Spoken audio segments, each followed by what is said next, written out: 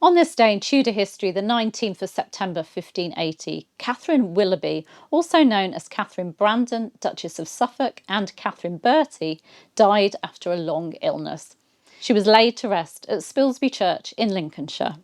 I'm historian and author Claire Ridgway, and today I want to bring you the life of one of my very favourite Tudor women, a woman who moved from court glitter to deepest grief, from duchess to exile and back again, always with a really sharp mind and a fiercer faith. Catherine was born on the 22nd of March 1519, the only child of William Willoughby, 11th Baron Willoughby de Eresby, and Maria de Salinas, one of Catherine of Aragon's closest friends, who came to England with the princess in 1501. When Catherine's father died in 1526, her wardship and the vast Willoughby estates were snapped up in 1529 by Charles Brandon, Duke of Suffolk, Henry VIII's brother-in-law and his best friend. Mary Tudor, Suffolk's wife, had died in June 1533, and 3 months later, on the 7th of September 1533, the 49-year-old Duke married 14-year-old Catherine, who was actually betrothed to his son. It was a startling match even by Tudor standards, but it made her Duchess of Suffolk and one of the great ladies of the realm. In January 1536, Catherine served as the official mourner at Catherine of Aragon's funeral at Peterborough, quite a poignant duty given her mother's friendship with the former queen. By 1537, she and Suffolk had settled at Grimsthorpe Castle in Lincolnshire, partly because the king wanted his most trusted ally anchored in a county still raw from the Pilgrimage of Grace rebellion. Catherine and Suffolk had 2 sons, Henry, born in 1535, and Charles, born in 1537.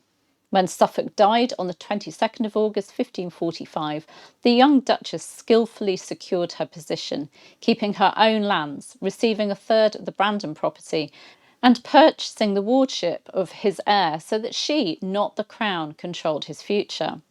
By the late 1540s, Catherine's faith had turned decisively reformed. She moved in the circle around Queen Catherine Parr, backed evangelical clergy in Lincolnshire with Bishop Henry Holbeach, and brought Hugh Latimer to preach at Grimsthorpe. She could be bold and mischievous about it too. She supposedly named her little dog Gardner after Stephen Gardner, the Catholic Bishop of Winchester, and then enjoyed calling the dog to heel. The smiles didn't last though. Her dear friend Catherine Parr died in September 1548. Parr's widower, Thomas Seymour, was executed in March 1549, and baby Mary Seymour and her household became Catherine's responsibility, a costly burden at a difficult time. Then came the blow that remade her life. During the sweating sickness outbreak of 1551, Catherine rushed her boys Henry and Charles from Cambridge to Buckden to keep them safe. It failed. On the 14th of July 1551, both sons died.